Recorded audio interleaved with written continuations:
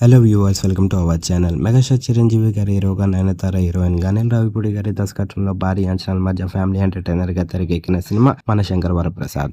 మరి ఈ సినిమాని జాన్ 12న సంక్రాంతి కానుక వరల్డ్ గ్రాండ్‌గా రిలీజ్ చేశారు. రిలీజ్ అయిన ఈ సినిమాకి అభిమానులందరి దగ్గర నుంచి పీక్స్‌లో రెస్పాన్స్ వచ్చింది. ప్రస్తుతానికైతే మాత్రం బాక్స్ ఆఫీస్ దగ్గర కలెక్షన్ల వర్షాన్ని కురిపిస్తుంది. మరి రెండో రోజును కూడా తాజాగా పూర్తి చేసుకున్నారు బాక్స్ ఆఫీస్ దగ్గర.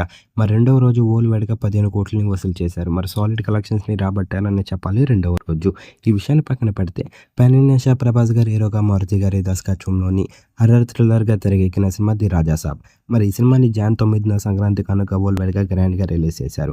రిలీజ్ అయిన మూవీకి అభిమానులందరి దగ్గర నుంచి పీక్స్‌లో రెస్పాన్స్ వచ్చింది. మరి ఈ సినిమా రెండో రోజు 40 కోట్ల పైగా వసూలు చేసింది. మరి రాజా సాబ్ సినిమా కూడా సాలిడ్ కలెక్షన్స్‌ని రాబట్టింది.